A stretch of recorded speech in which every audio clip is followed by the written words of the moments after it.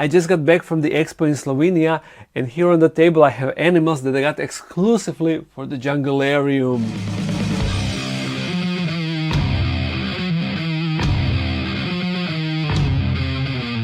Yeah, the name of the expo is sloexo, and it is being held in Maribor in Slovenia. And of course I had a table there where I was selling my enclosures and some mature males. I had my trusty roach guy with me helping me out with the expo, but this time I didn't fill the car entirely with the enclosures like I did with Terra Plaza. This is much smaller expo, so I didn't expect to sell many, and also the location of my table was somehow poop. We were on top, basically behind everything, so I'm sure that not even half of the visitors there didn't pass by my table. But it doesn't matter. Almost everyone that bought the enclosure knew that I'm there and was searching for my table. And fun fact, even though I was in Slovenia, a great majority of enclosures that I sold to Austrians, so shout out to my Austrian subscribers. Good thing that Austria is a neighboring country. And yeah, the next expo that I would like to go is Hamm in Germany.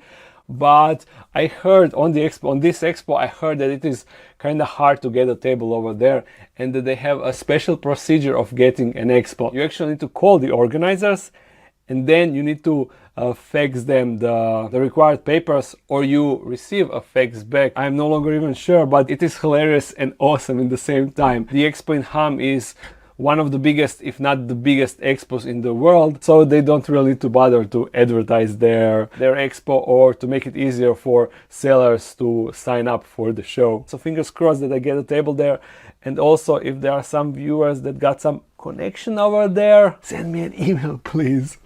But okay, now to show you what I got, which are the animals that will go inside of that JUNGLEARIUM. And it is of course animals that we discussed on the live stream. You know that I said that I need a cleanup crew, a good cleanup crew. So that of course means isopods, different species of isopods, you see? And even these fancy ones, I'm just hoping that these will survive inside. In the JUNGLEARIUM I still don't have actually I can show you. You see, in the JUNGLEARIUM I still don't have substrate. I have these random plants that are just here for the light. I started adding up the substrate, but I quickly ran out of orchid bark for the mixture. You know, I'm mixing sphagnum moss, leaf litter, peat moss that I didn't add, and also orchid bark. But I ran out of orchid bark, and I thought that I will be just able to go to my local store where I bought the orchid bark last time and get a bunch of bags that I need. But it turned out that they no longer have those bags of orchid barks. They just have the mixture that is already mixed with cocoa fiber. But I don't want cocoa fiber in the substrate because I want to add millipedes. I don't know if for all species, but for majority of species of millipedes, I read that it is bad to have cocoa fiber because it is bad if they eat the cocoa fiber. So therefore I don't want cocoa fiber inside.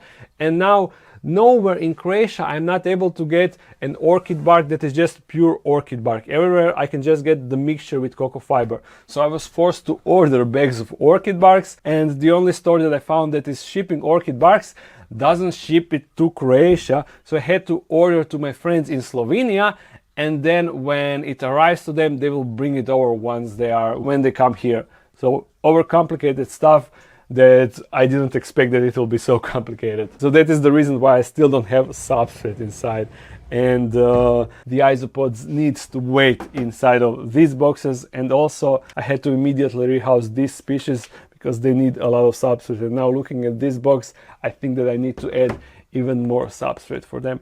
Now I will show you all the isopods up close, and I need to give a huge shout to do they have a logo?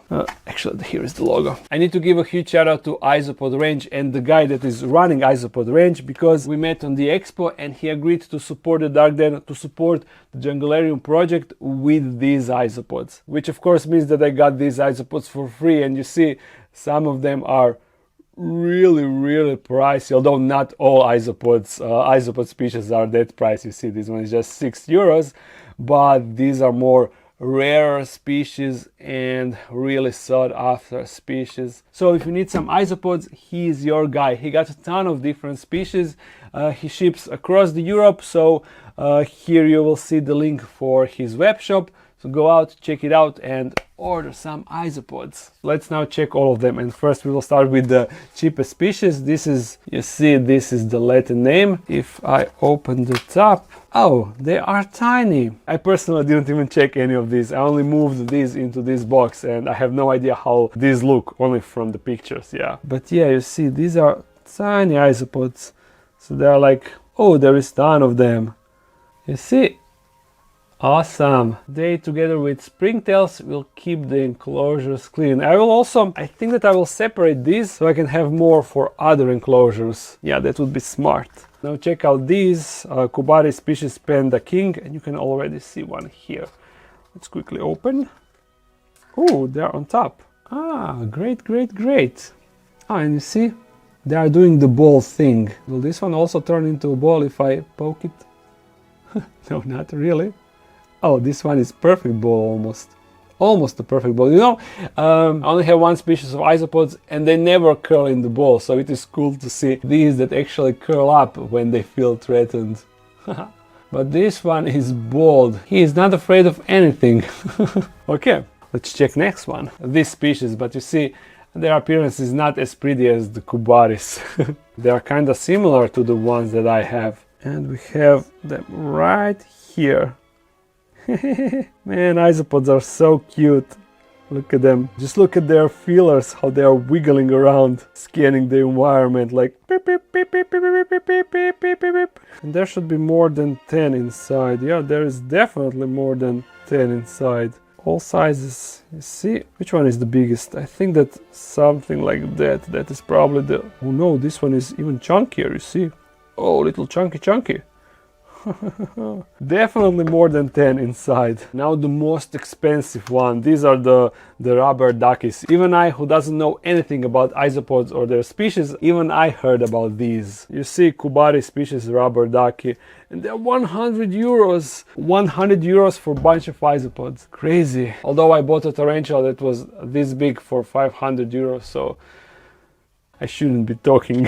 Let's check them out. I wonder how they look in person. If they are in... Where are they? Hey, rubber... Oh, here they are. Oh, rubber duckies. Huh. Their yellow is definitely not as intense as the pictures I saw. Their color is definitely not as intense, but they look so cute. They are called rubber ducky because their face is kind of like a rubber ducky. Can you see it? Let's bring out the macro for that, so we can get really close. There we go. Oh, but it is hiding now. Come on, show us your face so we can see if you look anything like a rubber duck. I don't know, man. I don't know. They sure are cute, but like a rubber duck. It's a bit of a stretch, I must say, but they definitely are really, really pretty. Look at them. Although they are hiding a bit more than the other species, huh? The isopod guy told me which species are the boldest, which are the ones that will be visible, that should be visible in the junglarium and not just hide all the time, but honestly, I forgot. I just hope that all of these will reproduce inside, and that I will be able to just, you know, lift a rock, and under the rock everything will be full with isopods. I'm hoping for that. And this species is the last, and fun thing, they also curled up. As I said, I already moved them inside of this. Apparently they burrow a lot, so hopefully I will be able to find one. But when I was moving them, they were all just curling up. Oh, I can see one. You see this ball down there? That right there, and that right there? That is a curled up isopod. Let's get it out. I will try to get it on my hand so you can see it better.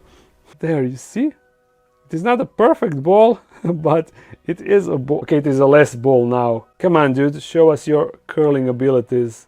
See? It's not fully curling, but yeah. Oh, and look at the underside of the isopod. If you ever wondered, that was an underside of the isopod. And this species, you see, they don't really look some Nothing special, no special coloration. That is the last species. For now they are going to be kept, all of these are going to be kept like this, and as soon as I get the orchid bark and I add the substrate, I'm going to add these guys, because even without plants they can surely go inside. Once again, big shout out to the Isopod range. Also, I need to thank him for choosing the right species for this environment, because I personally had no idea and I just didn't have time to do the research on that. I mean, if I had to find it out on my own, I would do it, but it is much easier when someone else who is way more experienced than I am can just tell you, you should get this, this, this, and this should probably work out. So yeah, thank you. Everyone, go and check out the Isopod range. Now, other animals that I received. This time I restrained myself and I didn't buy a single animal. I even turned down one offer to get some scorpions. Thank you, man, for offering me the scorpions, but yeah, I just need to calm down a bit. The only animal that I received that is not for Junglarium, it is this Phormingochilus arboricola, a female, and let me show her. These, when they get bigger, they get really nice. They're kind of similar like Minax or Siete, but in the end they got a distinctive look. I'm going to move her into this enclosure, you see. I will just need to add more substrate because this is a burrower, like a fossorial, so probably later I will build a fossorial setup for her. And this was a gift from my subscribers. I threw some substrate inside. They also gave me this. At first I thought that this is a water dish, but looking at this, I think that this is actually an ashtray. I don't smoke, but yeah, I can use it for something else for sure. And this is their company. It's called Lama. It is being run by two brothers and they are long-time dark den enjoyers. So shout out to them, of course. And if you are in Slovenia, check them out and feel free to get some spiders from them. Also, one subscriber brought me this tiny Coca-Cola bottle, and even though I'm no longer collecting cans, I'm only collecting Monster cans, I couldn't say no to this cute can. So thank you. And this is something that actually Roach Guy got for someone else, but he forgot to take it, so I'm going to show you because these are so cute. Look at these little buggers. These are the avicularia slings, and they look so awesome. Look how they walk when they start to move. They are like blip blip blip. Come on, blip blip. Come on, dude. Oh no, escape attempt. What are you running? What are you running? They're so cute, you see. You see how their legs go like blip, blip, blip, blip, blip, blip, blip, blip, blip, blip, blip. Just awesome tarantulas. Awesome. Let's now rehouse the arboricola. There are three of them. Three avicularias. But they are not for me, as I said. Let's now set this enclosure up. Even though this is a terrestrial enclosure, I can still add a lot of substrate. I just slope it in the back, you know, as I always do for the tarantulas that need more substrate. They surely appreciate it. Even though this one would probably be fine without the core bark, but since I already got it here, why not? Let's get her inside. Although, you know, crazy Asians, bolts are to be expected. Hello, my girl. I have something bigger and better for you. Oh, this was a chill and easy rehouse. Haha. And she's now kinda stretched so you can see her better. And right off the bat, I'm not sure if I'm seeing this correctly, but it seems like two front legs are kinda darker than two back legs.